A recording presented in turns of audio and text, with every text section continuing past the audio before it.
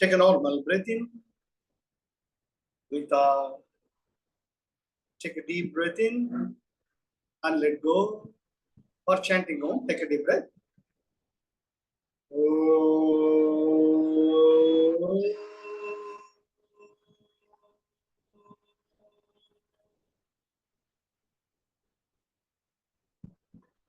Another deeper breath.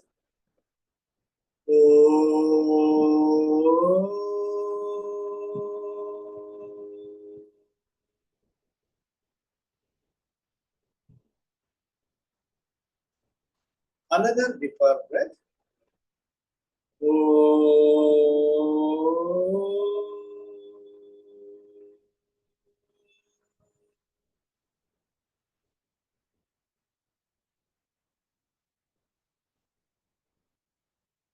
Slowly and gently open your eyes. We shall start the session. Now, group Suringi boy, Arun, Lakshmi, Disha, Jayashree. That's that. Shall we still go ahead regularly? Now, best of the day. Yes, sir. நான் என்ன சொல்றேன்னா யார் கேட்டாலும் கேட்காட்டாலும் at least recording ஆயிட்டு இருக்கு. இன்னைக்கு கேட்கலனாலும் நாளைக்கும் என்னைக்கோ இப்ப நீ யாரோ ஒரு கார்டிஃப்ல இருந்து ஒரு பொண்ணு தாரா டாக்டர் என்னோட வீடியோ எல்லாம் கேட்டு சொல்லி வந்து அவ்வளவு அழகா பேசியிருக்காங்க. இன்னைக்கு இல்லைனாலும் என்னன்னா ஒரு நாள் யாருக்கான உபயோகம் ஆகும் இல்லையா? சோ நாங்க 2 பேரே பேசினா கூட ரெக்கார்ட் பண்ணி வச்சுக்கலாம். நாங்கெல்லாம் கேட்கறதுக்கு நாங்கெல்லாம் இருக்கோம்.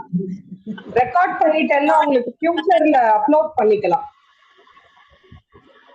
So we need to be thankful to dear Arun for being with us, recording all the time. Sir. தேவையில்லாத ஒரு வார்த்தை எவ்ரி வீக். இல்ல ரொம்ப இருக்கியா? சரி வாங்க. இப்போ போன வாரம் நம்ம பார்த்தோம் எப்படி ஜீவன் மாயை எனும் கட்டில் பந்தப்பட்டிருக்கிறது. அது தவிர்க்க முடியாது. எப்பவுமே உளமும் உயிரும் இரண்டு கிளைகள். அவை உணர்வு செயல் என்று சம்பந்தப்பட்டிருக்கிறது. செயல் வந்தாலேயே அங்க வினை பயன் தவிர்க்க முடியாததாகிறது, நல்லதோ கெட்டதோ. அதனால இந்த அந்தக்கரணங்கள் மனம் புத்தி சித்தம் அகங்காரம் இந்த உடம்புன்னு ஒரு கருவி வந்து விட்ட உடனே நாம் மாயையில் பந்தப்படுகிறோம். அது வரைக்கும் அதுல இருந்து எப்படி விடுபடுறது சொல்றச்சு, அதுவும் இந்த சரீரம் மூலமா தான் விடுபட முடியும். முள்ளை முள்ளால் தான் எடுக்க முடியும்னு ஒரு பழமொழி இருக்கு. அது போல எதன் மூலம் நாம் பரமாத்மாவிற்கு பிரிந்து வந்தோமோ அந்த ஜீவாத்மா அந்த உடலின் சம்பந்தத்தாலேயே அந்த உடலின் மூலமாகத்தான் நாம் நம்முடைய நிலையை அடைய முடியும், ஆதார நிலையை அடைய முடியும் என்பது இறுதி. அவர் தான் சொல்றாரு. அதுக்கு என்ன சொல்றாரு அவரு?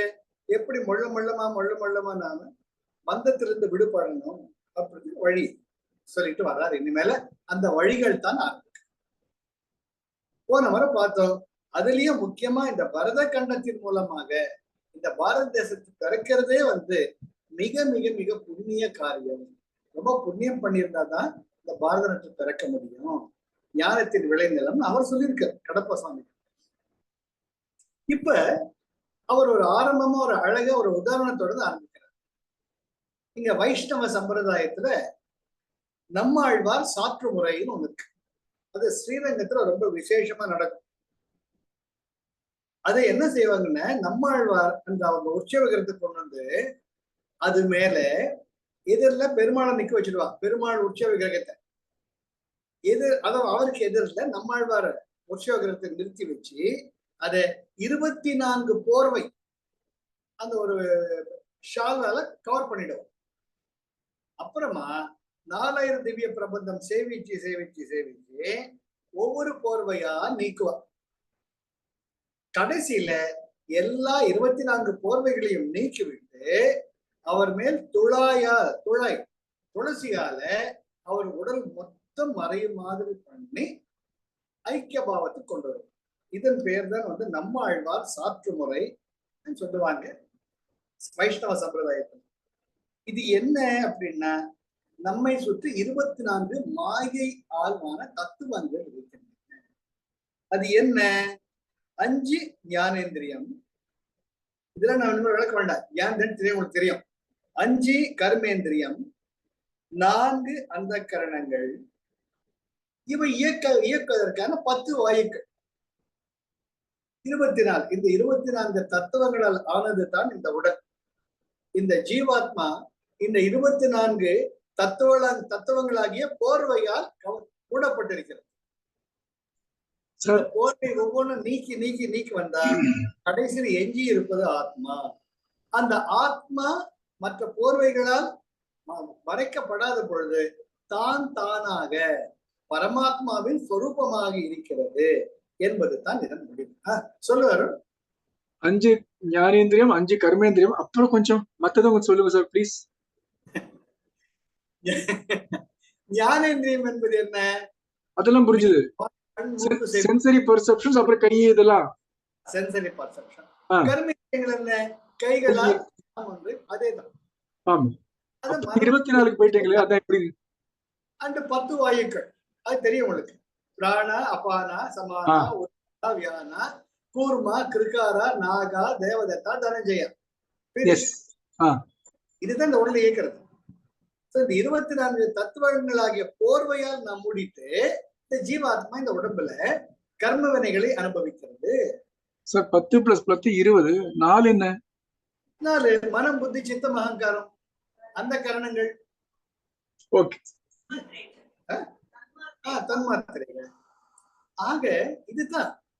இதுல ஒண்ணுமே நினைச்சிட்டோம்னா, முதல்ல ஆணித்தரமா நெத்தி அடியா இந்த உடம்பு நான் கிடையாதுங்கிற உணர்வு முதல்ல வரணும்.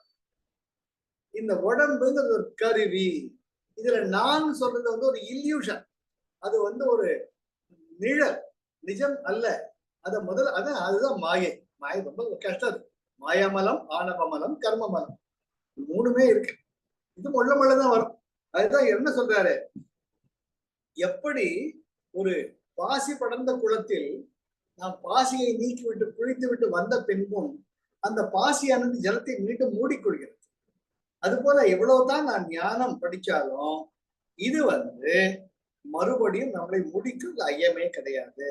அதனால நீங்க அவ்வளவுக்கு அவ்வளவு மெல்ல மெல்ல மெல்ல சிவ ராஜ யோக சமாதி செஞ்சுக்கிட்டே இருக்கு அப்படின்னு அவர் சொல்றாரு. அதை பத்திதான் இந்த மாதிரி விளக்கிக்கிட்டே போறோம். சிவராஜயோகம், ராஜயோகத்தை கனெக்ட் பண்றார். சிவராஜயோக சமாதி. அப்ப என்ன பண்ண, அதுக்கு இன்னொரு எக்ஸாம்பிள் சொல்ற. அவர் பித்தளை பாத்திரம், அந்த காலத்துல பித்தளை பாத்திரம் அதிகமா இருக்கும், அதாவது அந்த எக்ஸாம்பிள் வருது. பித்தளை பாத்திரத்துல எண்ணெய் ஊத்தி வச்சாங்கன்னா அந்த களிம்புன்னு இருக்கும், பச்சையா இருக்கும், ரொம்ப நாள் எரிச்சு. அந்த எண்ணெயை பார்த்து பாருங்க, லட்சுமி சொல்றாங்க பாருங்க, அது தேய்ப்பாங்க மறுபடியும். அது போல இந்த கர்ம வினைகள் என்ற பந்தப்பட்ட இந்த சரீரத்தில் களிம்பு போல இந்த மலங்கள் நம்மை மூடிக்கொண்டிருக்கின்றன. அதனால நம்ம மனசு எந்த ஒரு எக்ஸ்ட்ராவா நாம சங்கல்பமே கூடாதுங்கிற. இது வேணும் அது வேணும் கேட்கவே கேட்காது. வாயை பொத்திட்டு வர்றதை அனுபவிச்சு தீர்த்துட்டு போ. அப்படி போனாதான் ஃபர்தர் கர்மாவை நீ சேர்த்துக்க மாட்டேன். இன்னைக்கு இந்த பித்தளை பாத்திரத்தை வந்து ரொம்ப ஒரு எக்ஸாம்பிளா சொல்றாரு. அது மட்டும் இல்லாம இந்த விக்கிரகம், அவர் விக்கிரகத்துக்கு போயிடுற ஒரு சுவாமி விக்கிரகம் பண்றோம், ஐம்பொன் சிலைய பண்றோம்.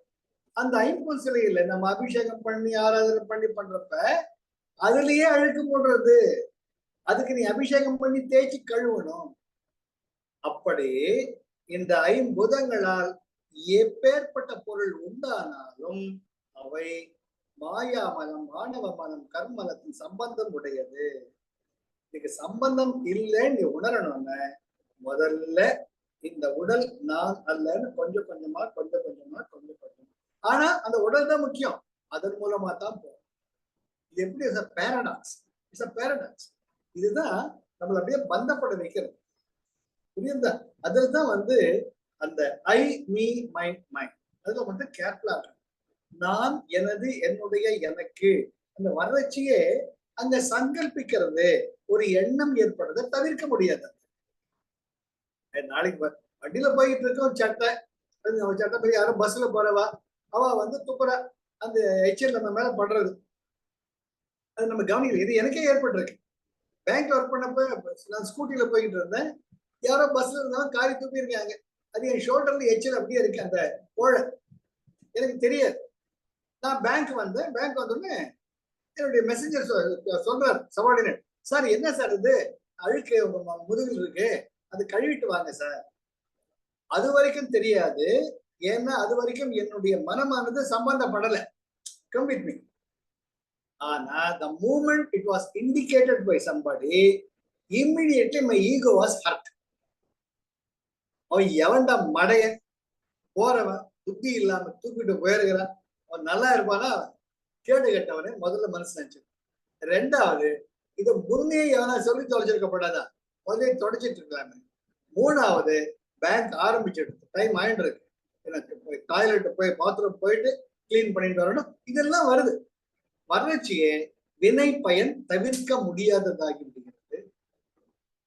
அதுலதான் உடனே டக்குன்னு so what, it's okay, it can happen to anybody, யாருக்கு வேணா நிகழ், தப்பே கிடையாது, சரிப்பா தேங்க்யூ அப்படின்ட்டு வெறுமனே இப்ப இதை கழுவிட்டு வந்தோம்னு அது நிஷ்காமிய காரியம் ஆயிடுச்சு. காமிய காரியமா இல்லாம நிஷ்காமிய காரியமா மாறிடுச்சுன்னு அந்த வினை உங்களை பந்தம்.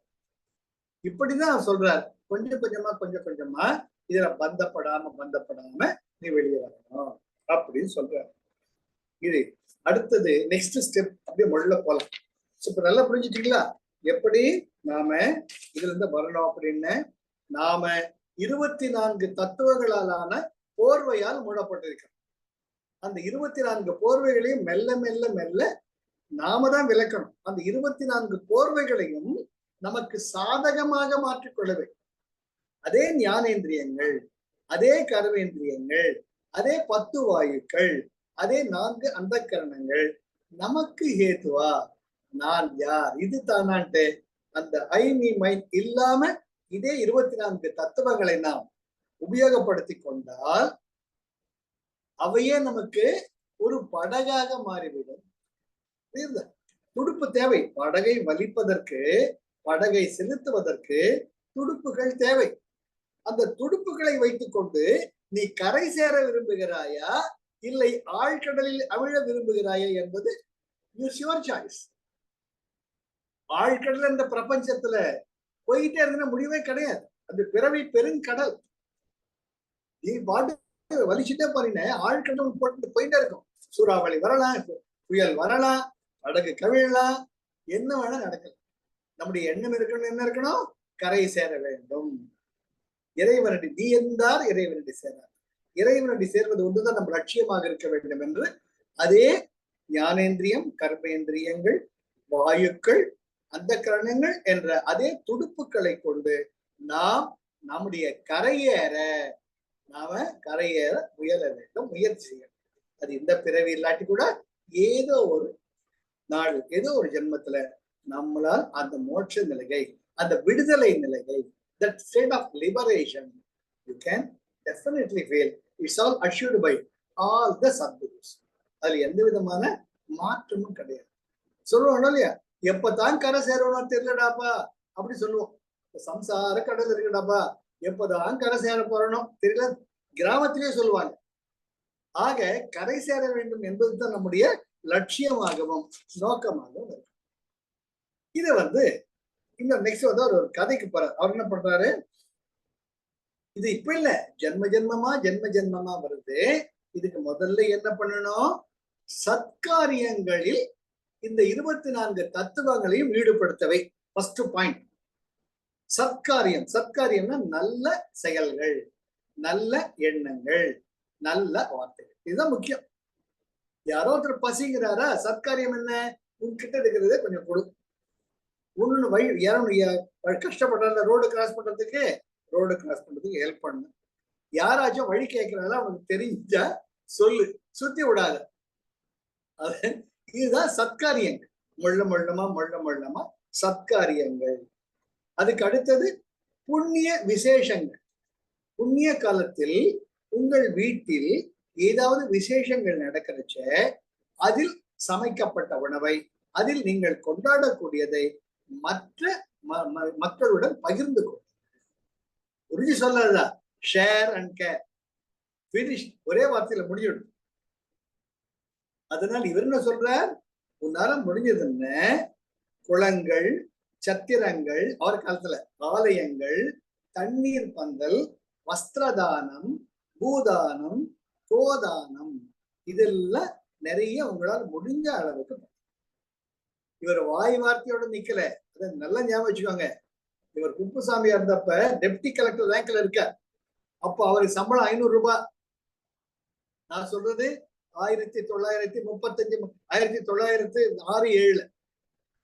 அப்போ கூட அவர் ஒரு சத்திரத்தை ஏற்படுத்தி அங்க யார் வந்தாலும் அன்னதானம், நித்திய தானம் ஏற்படுத்தி, ரெண்டாவது அது மட்டும் இல்லாம அங்க வரவாளுக்கு விறகு கட்டை, துவரம் பருப்பு, அரிசி, எண்ணெய் இதெல்லாம் கொடுத்து அனுப்பக்கூடிய ஒரு ஃபண்ட், ஒரு பேசிக் ரெக்குவயர்மெண்ட், ஒரு கேபிட்டல் ஃபண்ட் எல்லாம் வச்சு அதுல முடிவில்லாம தொடரணும்னு நிரூபித்தவர். வாய் வார்த்தையால பேசுது. இன்னைக்கு கூட நம்முடைய அருண், நம்ம சரவணன், நம்முடைய பிரபாவதி நிறைய குழந்தைங்க தர்றாங்க. They are contributing. அது கான்ட்ரிபியூட் பண்றப்ப எத்தனையோ தேவைகள் இருக்கு. I am getting connected with such people. அப்போ அந்த அற்புதமான பணத்தை அவங்க நல்வினைக்கு, அவங்க நல் வாழ்க்கைக்கு பயன்படுத்துறத, அதனுடைய அற்புதமான விளைவுகள் நம்ம பிராரப்த கர்மத்தை. அதனால அருணுக்கு நல்லது நடக்கும், பிரபாவதிக்கு நல்லது நடக்கும், சரவணன். ஏன் இந்த முறை லட்சுமி அம்மா வந்தப்ப 2000 ரூபாய் கொடுத்தாங்க கவர்ல. அந்த 2000 ரூபாய் யாருக்கு போச்சுன்னு அது வேண்டாம். அது ரொம்ப வருத்தமான காரியம். ஆனா அதனுடைய தீர்வுக்கு அது போச்சு.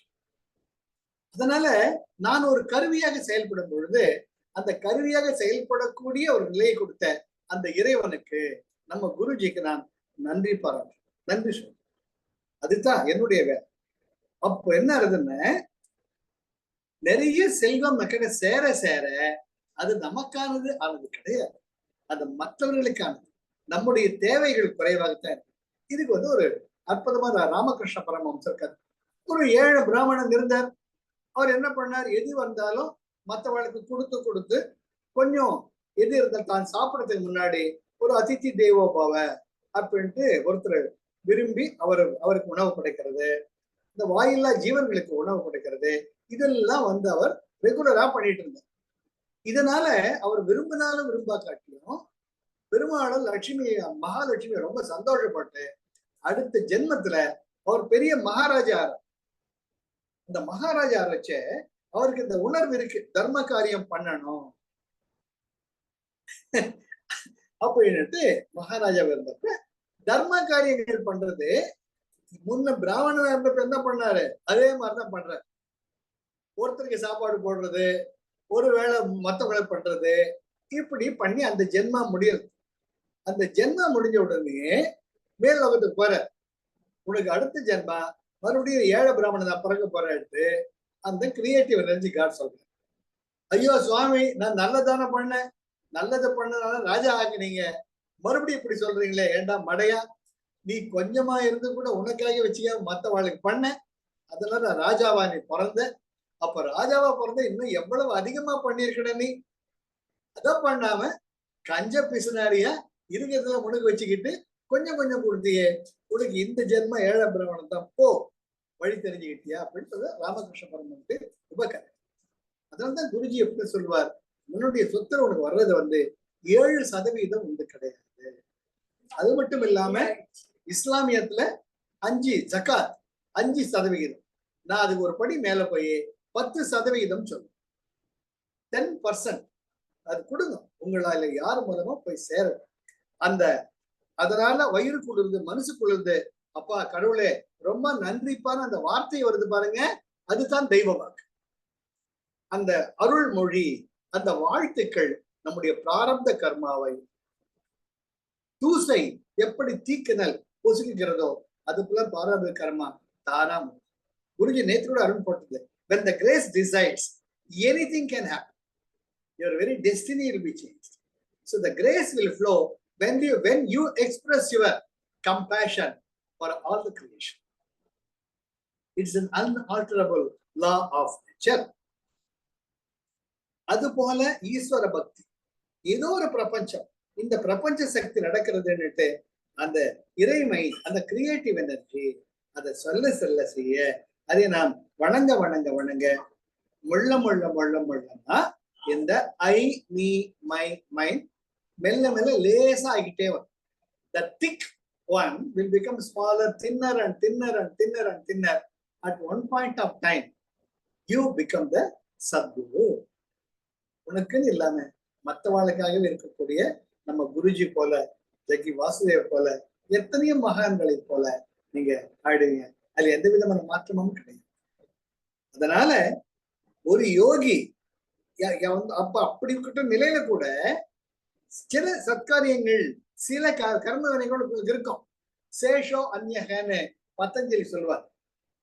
அதுக்காக ஒரு ஜென்மம் எடுக்கிறச்சே, அந்த ஜென்மாவிலையும் அந்த certain things will happen and go away. இதுக்கு மிகப்பெரிய உதாரணம் நம்முடைய பகவான் ரமணர் தான். ரமணர் எப்பவுமே தன்னிலையில் இருக்குது, சங்கல்பமே எண்ணங்களே அற்ற ஒரு நிலையில் இருந்தவர். அப்பேற்பட்டவருக்கு கூட தேனீக்கள் ஒரு இடத்துல ஒரு முறை அண்ணாமலையில் நடந்து போறச்சே ஒரு தேன் கூடு மேல அவர் கால் பட்டு, அப்ப தேனீக்கள்லாம் அவர் சுத்திட்டு கொட்ட ஆரம்பிக்கிறார். அவர் சொல்லுவாரு, ஓ ரொம்ப மன்னிச்சுக்கோங்க, தெரியாம என் கால் பட்டு, சரி உங்களுக்கு உங்க கோபம் தேர்ற அளவுக்கு இந்த உடம்பு கொட்டுங்கன்ட்டு அவர் அசையாம அங்கே நிற்பார். அத்தனை தேனீக்களும் அவர் கொட்டும். ஒவ்வொரு முறையும் அவருக்கு அந்த வேதனை உண்டாகும். ஓ இது கர்மா, இது கர்மான்னு அதையும் தீர்த்துட்டுதான் அவருக்கு வரல. அப்பேற்பட்டதுதான் அந்த யோக சித்தி பெற்ற சத்குருக்களுக்கு கூட வரும்.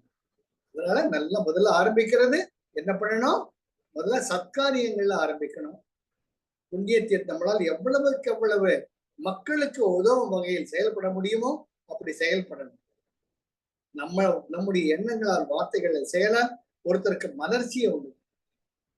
இப்படி எல்லாம் செஞ்சுக்கிட்டே போயிட்டு நாம ஐ மீ மைண்ட் ஆக ஆக ஆக தானாக நாம தான் கடவுள். கடவுள் எங்குமே கிடையாது. நமக்குள்ள இருக்கக்கூடிய இறைமை தானாக வெளிப்படும். இதுதான் அவர் சொல்றார். ஆக ஒரு யோகி யோக சித்தி பெற்ற பிறகு எஞ்சிய கர்மா ஏதேனும் இருக்கும் பட்சத்தில் அக்கர்ம பலனை அனுபவிப்பதற்காக அதற்கான சரீரத்தை எடுப்பார். இவர் சொன்ன உதாரணம் ஜனக மகாராஜா. அவர் ராஜ்ய பரிபாலனத்துக்கு சக்கரவர்த்தியா இருந்தவர். இருந்தாலும் தன்னுடைய அந்த எஞ்சிய கர்ம பலனை அனுபவிப்பதற்காக ஜனகராக பிறந்தார் என்பது இவருடைய கூற்று. ஒரு ராஜா ஒருத்தர் இருந்தார். அவர் இந்த போல ஜனக மகாராஜா மாதிரி பெரிய யோகி. அவர் ஏற்கனவே மந்திர ஜபம், அப்புறம் யோக சாதனாக்கள் எல்லாம் செஞ்சு முடிச்சிட்டார் முன் பிறவிலேயே. இந்த ஜென்மாவில ராஜாவா வர்றார். இருந்தாலும் அவருக்கு மனசுல ஒரு முழுமையான திருப்தி வர்றது. ஏதோ ஒண்ணு இல்லையேன்ட்டு அவர் ஒரு அறிவிப்பு வெளியிடுறார். எனக்குள்ள மனசு நிம்மதிங்கிறது கிடையாது, எல்லாம் இருந்து கூட ஏதோ ஒன்று இல்லாததை போன்ற ஒரு வெற்றிடத்தை நான் உணர்கிறேன். அந்த வெற்றிடத்தை நீக்கி எனக்கு யாரேனும் உபதேசம் செய்வீர்களாகில் என் ராஜ்யத்துல பாதி ராஜ்யத்தை உங்களுக்கு கொடுக்குறேன். அப்படி இல்லாத பட்சத்துல உங்களை தான் ஜெயில போட்டு தண்டனை கொடுப்பேன்னு நான் சொல்றேன். இதுல அவரை தேடிட்டு பல பேர் வர்றாங்க. சில பேர் ஸ்ரீராம மந்திரம் சொல்லு, தான் அவனுக்கு எல்லாம் நிறைவு ஏற்படும்ங்கிறார். இதெல்லாம் ஏற்கனவே பார்த்தேன், மந்திரோபதேசம் எனக்கு தேவையில்லைங்கிறார். சில பேர் வர்றாங்க, பிரம்மசூத்திரமாக இருக்கக்கூடிய சோகம் சோகம் அதை மூச்சின் மேல் கவனம் வைத்து பண்ணு, உன்னுடைய மூச்சே உனக்கு யோக சாதனம் ஆகும். இதை நான் பார்த்துட்டேன், வேற ஏதாச்சும் சொல்லு, எல்லாம் அறியும் ஜெயில தள்ளுற. இதை நம்ம சிவபெருமான் பாக்குற, என்னடா இவன் நல்ல பையனா இருக்கான், எல்லாரையும் ஜெயில போட்டு வருத்திச்சு கர்மாவை வேற சேர்த்துக்கிட்டு இருக்கான், இவனுக்கு எப்படியாவது நம்ம நிறைவு தரணும் அப்படின்னுட்டு அவர் அவருடைய அரண்மனையை தேடி எப்படி வர்ற? திகம்பரராக, குஷ்டரோகியாக, கிழிந்த கந்தல் ஆடையுடன் வர்றச்ச இது சிவராஜ யாகத்தில் சொல்லப்பட்டிருக்கிறது. வர்றச்ச காவலாளிகள் தடுக்கிறாங்க. அப்ப அவர் சொல்றார், என்னை யாருன்னு நினைச்சுக்கிட்டு இருக்கீங்க? உங்க ராஜாவுக்கு உபதேசம் பண்ண வந்திருக்கேன். உங்க ராஜா அறிவித்தது தான். என்னை நிறுத்த உங்களுக்கு அதிகாரம் கிடையாது. உங்கள் ராஜாவிற்கு சொல், உபதேசம் செய்ய ஒருவன் வந்திருக்கிறான் என்று சொல்றச்ச அவர் வார்த்தைகளுக்கு இந்த உண்மை அந்த காவலாளிகளை என்னவோ பண்ணுது. நமக்கு எதுக்கடாப்பா வம்புன்ட்டு போய் ராஜா கிட்ட சொல்றார். ராஜாவுக்கு குஷ்டரோகியா, கீழ்ந்த கந்தல அடையிடும், இப்படி இருக்கிறாரு. சரி, யார் ஆள் அனுப்ப உள்ள அப்படிங்கிறார். அவர் அந்த ராஜா அரண்மனைக்குள்ளார அப்படியே அந்த போலச்ச அந்த ராஜாவுக்கு ஒரு பார்த்த உடனே ஏதோ பண்ணுது. இவருக்குள்ள ஏதோ ஒண்ணு மரியாதைக்குரியதா இருக்கு அப்படின்னு திபி சிம்மாசனத்துக்கு எழுந்து இறங்கி வர்றச்ச நில் அப்படின்னு சொல்றார் இவர். அந்த நில் என்று சொன்ன அந்த ஒரு நிமிஷத்தில், அந்த ஒரு கணத்தில் அவருக்குள் பல முடிச்சுக்கள் அவிழ்க்கப்படுகின்றன. சும்மா இரு சொல்லற என்றலுமே அம்மாபொருள் ஒன்றும் அறிந்திரன். செம்மான் மகளை திருடும் திருடன், பெம்மான் முருகன் பிறவான் இரவான். சும்மா இரு சொல்லற என்றலுமே அம்மாபொருள் ஒன்றும் அறிந்திரனேன்னு அருணிகிறனர் பாடுவர் கந்தரோட போதில். அது போல சிவபெருமான் ஒரு கையை உயர்த்தி நில் அப்படிங்கிற அந்த நில்லுங்கிற ஒரு சொல் ராஜா அப்படியே ஃப்ரீஸ் சொல்றாரோ இல்லையோ, அப்படியே நின்றுடுற. அடுத்த கணம் நேரா இவர் காலில் விழுந்து வணங்கிட்டு தன்னுடைய ராஜ முதிரையை மந்திரி கிட்ட கொடுத்துட்டு நேரா காட்டுக்கு போயிடுவார் ராஜா. அதுதான் ஏற்கனவே ஒரு யோகியாக இருந்தவருக்கு சேஷோ அந்நியக. இதுக்கு இந்த உதாரணம் இவர் கொடுக்கிறார். அவர் காட்டுக்கு போனவர் திரும்பி வர்றதே இல்லை. அந்த நிலை ஞானத்தை அடைகிறார். இதற்கு ஒரு ஞான வாசிஷ்டம், ஞான வாசிட்டத்துல ஒரு ஞான வாசிட்டம் ஒரு நூல். அந்த ஞான வாசிட்டத்துல ஒரு பாடல் இவர் தர்ற. மண்ணாடும் மன்னவரும் அவர் தனமும் மாண்டவன் அணுன் மணலை ஒக்கும். பின்னாடும் இந்திரரும் அவர் வாழ்வும் போயின விண்மீனை ஒக்கும். எண்ணாடும் பிரமரும் அண்டமும் பூதங்களும் இறந்த எல்லை இல்லை. கண்ணாடும் அவை எங்கே, நின் வாழ்க்கை நிலை என்னே கழது நெஞ்சே. இது ஒரு அற்புதமான பாடல். மண் ஆடும் மன்னவரும், மண் ஆடுவது மண் ஆளும். இந்த உலகத்தையே ஆளக்கூடிய பல ராஜாக்கள், அரசர்கள் இல்லையா? எத்தனை சிவிலைசேஷன் வந்திருக்கு போயிருக்கு. இப்ப நமக்கு தெரிஞ்சே இஜிப்சியன் சிவிலைசேஷன், கிரீக் சிவிலைசேஷன் இல்லையா, எவ்வளவு வந்திருக்குல்ல. இன்கா சிவிலைசேஷன், மாயன் சிவிலைசேஷன், நமக்கு தெரிஞ்ச இஜிப்சியன் சிவிலைசேஷன் எவ்வளவு வந்திருக்கு. நமதுல பார்த்தோம்னா ஹரப்பா மொஹஞ்சதாரோல ஆரம்பிப்போம். மண்ணாடும் மன்னவரும் அவர் தனமும். அந்த ராஜாக்கள் இப்ப எங்க? அவர்களுடைய செல்வம் எல்லாம் எங்கே? மாண்டவன் அணுன் மணலை ஒக்கும். அணுன்னா நுண்ணிய மணல் துகள் ஒரு கடற்பரப்பில் எண்ண முடியுமோ? முடியாது. அதை போன்று நீ இருந்தாய், நாடு இல்லை என்ற நிலையைத்தான் அடைவாய். இது மனுஷனுக்கு மட்டும் கிடையாது. விண்ணாடும் இந்திரரும் அவர் வாழும் போயின வெண்மீனை ஒக்கும். இரவுல நட்சத்திரங்கள் நீங்க எண்ணி முடிக்க முடியாது. அது போல நீ இந்திரனான் ஆனாலும் ஒரு காலத்திற்கு பிறகு நீ மறுபடியும் பிறவி எடுத்துத்தான் ஆக வேண்டும். அது ஞானத்தை கொடுக்காது, அது உனக்கு சுதந்திரத்தை கொடுக்காது. அப்புறம் என்ன? எண்ணாடும் பிரமரும் அண்டமும் பூதங்களும். பிரம்மாவுக்கே அதுதான். பிரம்மா இவெல்லாம் திருமூர்த்திகள் எல்லாம் கால அளவுக்கு உட்பட்டவர்கள். எத்தனை அது மன்மந்திரான்னு சொல்லுவாங்க. கால அளவு. அந்த ஒவ்வொரு மன்மந்திரத்துக்கும் ஒரு தனி பிரம்மா இருப்பார், ஒரு மனுஸ்மிருதி இருப்பார். அது போல அந்த கால அளவுக்கு உட்பட்டவன் தான் இவரும் சொல்ல வர்றார்.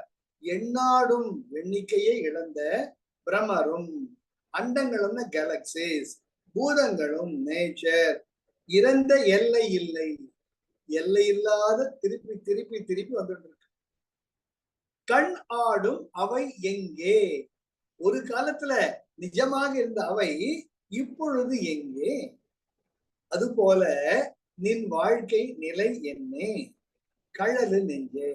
கழலுன்னா சொல், என் நெஞ்சமே நீ சொல்வாயாக அப்படின்னு சொல்ற அற்புதமான பாடல்.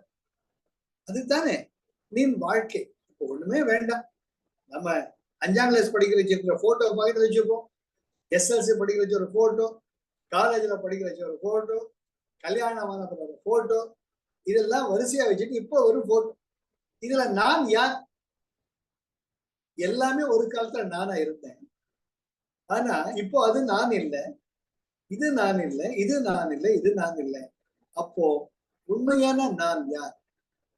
அந்த கேள்வி வர்றச்சத்தான் நமக்குள்ள ஒரு எண்ண சிதறல் வருது. அப்படி ஏதோ இருக்குடா, நானுங்கிற உள்ளுணர்வு மட்டும் இருக்கு, ஆனால் இந்த உடல் இது சம்பந்தப்பட்டதல்ல, அந்த ஒரு ஞானம்.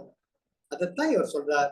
ஆனால் இந்த உடல் என்ற கருவியின் மூலமாகத்தான் நாம முன்னுக்கு போக முடியும், முன்னேற முடியும். அதுக்குத்தான் என்ன பண்ணணும்? சத்காரியங்களை செய்யுங்க. நான் எனது எனக்கு என்னுடைய அந்த எண்ணங்களை குறைத்துக் கொண்டு வந்தீர்களானால் உங்கள் கர்மவினை கொஞ்சம் கொஞ்சம் கொஞ்சமாக தீர்ந்து ஒரு யோகியாக மாறி அந்த யோகி நிலையிலிருந்து நீ விடுதலை அடைவாய் என்றதை ரொம்பவுமே ஆத்தன்டிக்கா சொல்ற. என்ன இவர் இந்த மாதிரி இருந்தவர்.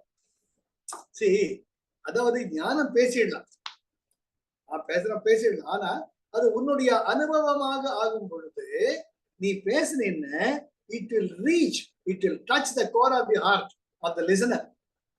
இவர் ஒரு சம்சாரியா இருந்து, ஒரு சிவில் கான்ட்ராக்டரா இருந்து, ஒரு கலெக்டர் ஆபீஸ்ல கிளார்க்கா சேர்ந்து, சின்சியரா இருந்து, கல்யாணமாகி குழந்தைகள் இல்லாம 47 வயதில் தன் மனைவியை இழந்து, அதுக்கு அப்புறம் தான் அவருக்கு ஒரு டேர்னிங் பாயிண்ட் வருது. ஏன்னா இதெல்லாம் அவர் பார்த்துருக்கிறார்.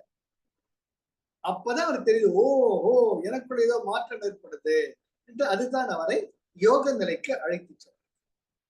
அது போல ஒவ்வொருத்தர் வாழ்க்கையில் ஒரு மாற்றம் வரச்சே அந்த மாற்றத்தை பார்த்து போய்கிட்டே இருக்கு. அதனால தான் குருஜி சொல்றது, whatever has happened has happened, accept it, it's okay. So what next? போய்கிட்டே இருக்கு வாழ்க்கையில. ஒரு கேள்விக்குரியா முதுகு வளைஞ்சி இல்லாம ஒரு ஆச்சரியக்குரியா, yes I am a king, don't bleat like a goat, roar like a lion அப்படின்னு குருஜி சொல்றப்ப ரொம்ப அழகா, வாக் லைக் a king. நான் இருக்கிச்சு உனக்கு என்னடா வழி காட்டுறதுக்குன்னு குருஜி மாதிரி ஒரு அஷூரன்ஸ் கொடுத்துருச்சே. இந்த மாதிரி ஒரு அற்புதமான மகாத்மாக்களை நமக்கு வழி காட்டுச்சே, அந்த வழி பின்பற்றிட்டு போய்கிட்டே இருக்க முடியும். கருணைகள் வரும், ஆனால் ஏதோ ஒரு கருணை நம்மை காக்கும். இது ரொம்ப ரொம்ப ரொம்ப அழகாக இது அவர் சொல்ற, உனக்குள்ள ஒரு பெரிய ஆத்மா இருக்குடா, உனக்குள்ளேயே கடவுள் இருக்க, அதை பார்த்துக்கோ. ரொம்ப அழகான ஒரு இது ஒரு சித்தர் பாடல்கள் தான். இது சித்தர் பாடல். செடி முளைந்த காட்டுக்குள்ளே சிதம்பர தேவன் வீட்டுக்குள்ளே இருவரும் மூவரும் கூடிக்கொண்டு குடியிருந்து குடி போயினர் குருநாதா என்னங்கடி, அதுவாமடி இது அல்லடி, இது ஓமடி இது ஒக்குமடி. ரொம்ப அழகான சித்தர் பாடல். செடி முளைந்த காட்டுக்குள்ளே, செடிங்கிறது இங்க புதர். அங்க ரொம்ப அழகா நம்முடைய திருமகையோட பாடம் திருசாராள், செடியாய வல்வினைகள் தீர்க்கும் திருமாலே நெடியோனே வேங்கடவா நின் கோவில் வாசல், வானவரும் அறம்பயரும் கிடந்தியங்கும் படியாய் கிடந்து நின் பவளவாய் காண்பேன். செடியாய வல்வினைகள். புதர் என்ன ஒரு மரத்தை அடியோட புனிடலாம், ஆனா அந்த புதர் வெட்ட வெட்ட வெட்ட முளைச்சுக்கிட்டே இருக்கும். அந்த புதரை அப்படியே அடிவேரோட புடுங்கினாத்தான் இல்லாம போக வழிய, இல்லா கட்டி வெட்ட வெட்ட வெட்ட புடுங்க புடுங்க புடுங்க அது முளைச்சுக்கிட்டே இருக்கும். அது போல செடி முளைந்த காட்டுக்குள். காடு என்பது இங்கே மரம். நம்முடைய மரமாகிய விருட்சமாகிய இந்த உடலை இந்த பிறவியை ஒரு மரமாகத்தான் சொல்லுவாங்க. பகவத்கீதையில கூட இது தலைகீழாக இருக்கக்கூடிய மரம் அப்படின்னு சொல்லுவாங்க. கர்ம வினைகள்லாம் கிளைகளாக இருக்கின்றன. அந்த கிளைகளில் இலைகளாக நாம் செய்யக்கூடிய செயல்கள் இருக்கின்றன. இவை நம்மை பந்தப்படுத்துகிறது. அதற்கு ஆணிவேர் என்பது என்ன, அந்த பிரம்மம் என்றால் என்ன என்பதற்கு முக்கியத்துவம் கொடுத்து, செடி முளைந்த காட்டுக்குள்ளே, அந்த காட்டுக்குள்ளதான் சிதம்பர தேவன் வீட்டுக்குள்ளே. அம்பரம் என்றால் வெளி, வான வெளி, அதுதான் சிதம்பரம். வெளி என்றால் ஆகாசம், ஸ்பேஸ். ஸ்பேஸுக்கு, ஆகாசத்துக்கு எல்லை கிடையாது. எங்கும் எவற்றுக்குள்ளும் எல்லாவற்றையும் தனக்குள் அடக்கி இருக்கக்கூடியது தான் அந்த ஸ்பேஸ். அதுதான் இறைமை, தட் எனர்ஜி. சிதம்பர தேவன் வீட்டுக்குள்ளே. அவர் எங்க இருக்கிறார்? உனக்குள்ளேயே இருக்கிறார். இருவரும் மூவரும் கூடிக்கொண்டு இந்த ஐம்பொறிகள் ஆகிய இந்த துஷ்டர்கள் உள்ள இருக்கிறத பார்க்காம குடியிருந்து குடி போயினர். இந்த ஒரு வீட்டுல இருந்துட்டு, இந்த ஒரு உடம்புல இருந்துகிட்டு பூச்செடுப்பு கும்மி அடிச்சு கூத்தடிச்சுட்டு இன்னொரு வீட்டுக்கு போய் குடி போறாங்க. மாத்தி மாத்தி மாத்தி குடிபெயர்ந்து குடியிருந்து குடி போகினர். குருநாதா, ஏ சத்குருநாதா, வேதா, வேதானா தலைவன், என்னங்கடி அதுவாமடி, அது தானடி உண்மை, இது அல்லடி, இந்த உடல் செடியான இந்த உடல் அல்லடி, இது ஓம் அடி, ஓம் என்ற பிரணவ மந்திரம் தான் உண்மை அடி, இது ஒக்குமடி, இதை நீ புரிஞ்சுக்கிட்டா நீ உருப்படுவ அப்படின்னு ரொம்ப அழகா அற்புதமாக சொல்றாங்க. ஒரு நிமிஷம், ஒரு முக்கியமான போன் கால் வந்திருக்கேன். ஹலோ அண்ணா, சொல்லுங்க அண்ணா.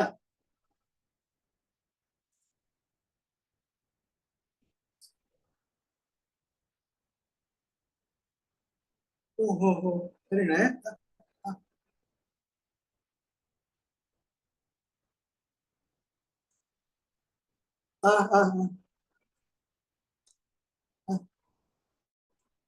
My God.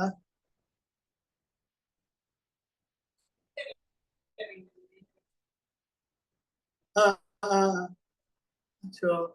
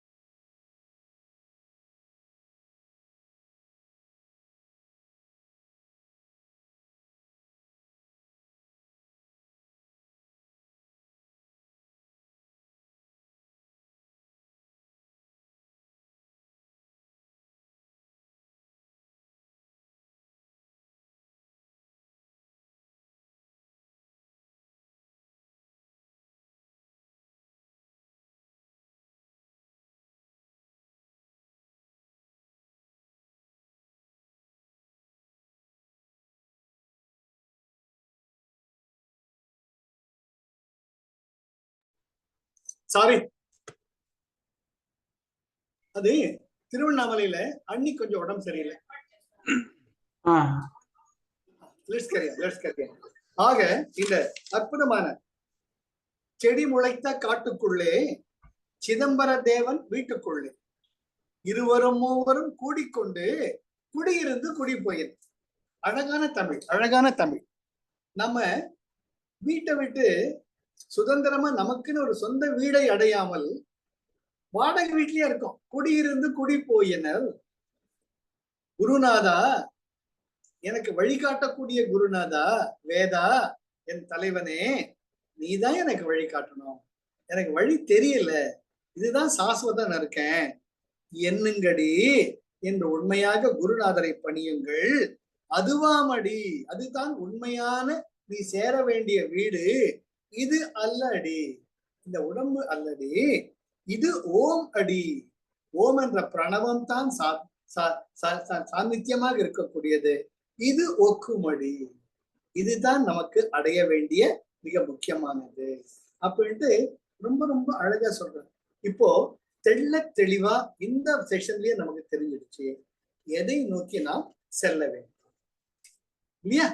அதாவது இது பல வேற்ற சிவசூத்ரா, உபதேச உந்தியார் எல்லாத்துலயும் நம்ம போயிட்டு இருக்கோம். நாம ஒவ்வொரு நாளும் அதனால்தான் பலவிதமா இப்ப ஜெயஸ்ரீ சொல்ற பகவத்கீதையை கேட்கணும், உபனிஷத்து கேட்கணும். நான் சொன்னதெல்லாம் நீங்க திருப்பி திருப்பி படிச்சுட்டு இருக்கீங்க.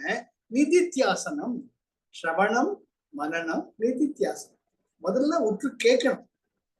அத மனசுக்குள்ள ஏத்திக்கணும். அதுக்கு அடுத்தது அது என்னன்னு யோசிக்கணும். நிதித்தியாசனம் அதை மெல்ல மெல்ல நம்ம பண்ணணும். அதனால்தான் விதவிதமான சொல்லிட்டு இருக்கேன்.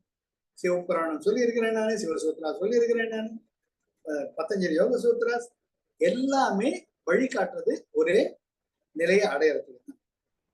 அடுத்தது அவர் என்ன சொல்ற, மனோலயத்தால் சகலமும் சித்தி அடையும் சொல்ற. ஞான வழின்னு உனக்கு சொல்லிட்டேன். சத்குருவின் திருவடியை வணங்கி தினமும் இந்த சாதனைகளை நீ செய்வாயாக. அந்த சாதனை எப்படி இருக்கணும்? நான் செய்கிற வீட்டை வீடு பேரை நோக்கி இருக்க வேண்டும். இல்லாட்டி குடிபெயர்ந்து குடி போயிற நிலையில தான் நாம இருப்போம். அந்த நான் என்ற உணர்வு மட்டும் வராம வரும், தப்பே கிடையாது. நான் உள்பட எல்லார் உள்பட சறுக்கி சறுக்கி சறுக்கி சறுக்கி கீழே எந்திரிச்சு கீழே பரமபத சோபான படம் தான் நம்ம வாழ்க்கையே. ஸ்னேக் அண்ட் லேடர்னு புதுசா சொல்லுவாங்க. ஆனா அந்த காலத்துல பரமபத சோபன படம். சோபனா அழகு, பரமபத சோபனான ஸ்டெப்ஸ். எப்படி இந்த பரமபதத்தை ஸ்டெப் பை ஸ்டெப்பா அடையிறதுங்கிறது அந்த விளையாட்டு. அதுல பாம்பும் இருக்கும், ஏணியும் இருக்கும், பலவிதமான அனுபவம். சரியா? இன்றைக்கு இது போதும். இன்னைக்கு நம்ம பார்த்ததெல்லாம் எப்படி 24 போர்வையால் நாம போட்டிருக்கோம், எப்படி அதை நம்மாழ்வார் அந்த அற்புதமான ஒரு விசேஷத்தின் மூலமாக அதிலிருந்து நம்மாழ்வார் சாற்று முறை அந்த ஒரு நடைமுறை உற்சவத்தாலே எப்படி நமக்கு விளக்குறாங்க. அந்த வீடு பெற்ற இடைய நாம் என்னென்ன செய்யணும் இதை பார்க்கிற நாம கடைசியில சத்குருவின் பாதங்களை நாம் சரணாகதி அடைய வேண்டும். அதோட இன்னைக்கு போதும். நாம அடுத்த வாரம் என்ன ரொம்ப அழகா பார்க்கலாம். அடுத்தது மனோலயத்தால் சகலமும் சித்தி அடைதற்கு. அந்த மனோலயம்ங்கிறது என்ன மெல்ல நம்ம கைப்பிடிச்சிட்டு போறார். இவரும் இந்த மாதிரி புக்கு நான் பார்த்ததே இல்லை. இது அரிச்சியோடைய மாதிரி எனக்கு இருக்கு. இருந்து கூட்டு போற மாதிரி இருக்கு. அதனால்தான் இது மெல்ல நம்ம ஸ்லோவா போனாலும் இதை பார்த்துக்கிட்டே வந்தீங்கன்னா அந்த தெளிவு ரொம்ப வரும். கூடவே மத்ததையும் பாருங்க, ரொம்ப ஆனந்தமா சந்தோஷம். சரியா? Now if you would like to can share your views. Thank you.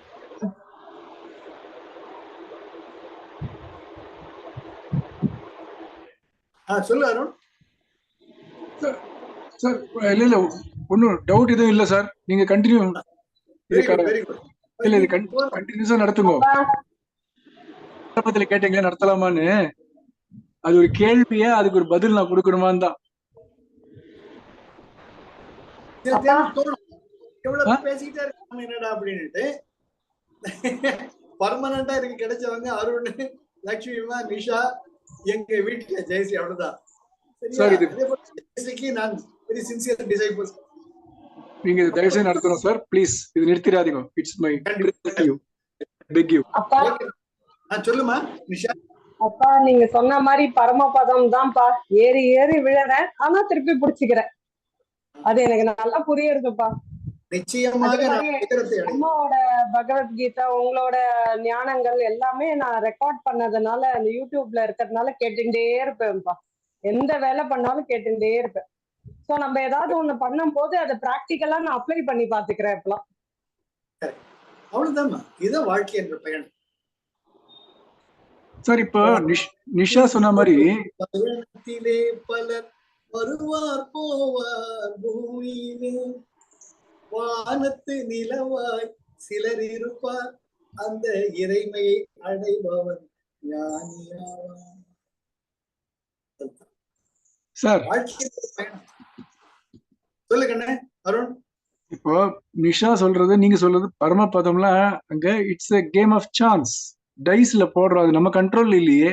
No, no, no. It's not a game of choice. It's not a game of dice. It is your own free will. You are directing. துடுப்பும் கையில் தான் இருக்கு. படகை எந்த திசையில செலுத்துறோங்கிறது உங்ககிட்ட இருக்கு. ஆனா கடல்ல நீ இருக்கு. அந்த கடல் காற்று சூறாவளி அந்த படகை எப்படி எடுத்துட்டு போக தெரியாது. ஆனால் ஃப்ரீ வில் என்ற அந்த தொடுப்புகளை வச்சுக்கிட்டு நம்முடைய லட்சியம் கரையை அடைவதாக இருக்கு. It's not a game of dice. It is a decisive approach. It is a kind of with conviction you have to row the boat. Very important. Game of dice நம்ம அந்த வழியில போனோம்னா ஃப்ரஸ்ட்ரேஷன் தான் வரும், ஞானம் வராது, விவேகம் வராது, வைராக்கியம். அது ஒரு விதமான முரட்டு வைராக்கியத்தை கொடுக்கும் அப்படின்றதான் உபநிஷத் சொல்றது. எல்லாமே மாய, எதுவுமே என் கையில இல்ல, எல்லாம் அவனோட செயல் அப்படின்றது ஓரளவுக்கு ரைட்டு தான், கரெக்டு தான். இருந்தாலும் அதை பிடிச்சிட்டு தொங்கிட்டு இருந்தோம்னா நமக்கு வரட்டு வைராக்கியம் வருமே தவிர விவேகம் வராது. விவேகம் வரணும்னா சத்குருக்களோட வார்த்தைகள். குருஜி என்ன சொல்ற, ஃப்ரீ வில் உன் கையில இருக்குல்ல, அதுதான் அப்ப சொன்ன. துடுப்பு என் கையில தான் இருக்கு, நான் எப்படி துடுப்பு போடுறேன்.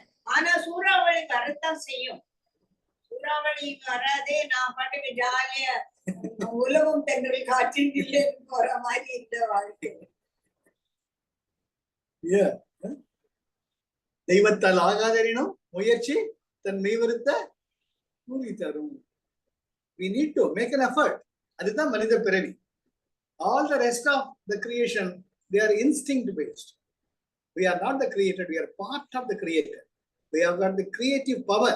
With the creative power, apply in the right direction for the benefit of the whole world, for the benefit of the whole creation. Then you become God. Rather, the godliness in you gets expressed all by itself. Life is love, life is joy, life is enthusiasm. Jai Gurudev. அடுத்த வாரம் பாருங்க. Sir Tiruvannamalai விஜயம்மாக்கு my prayers and love. Thank you. Recording. Jai Gurudev. Jai Gurudev.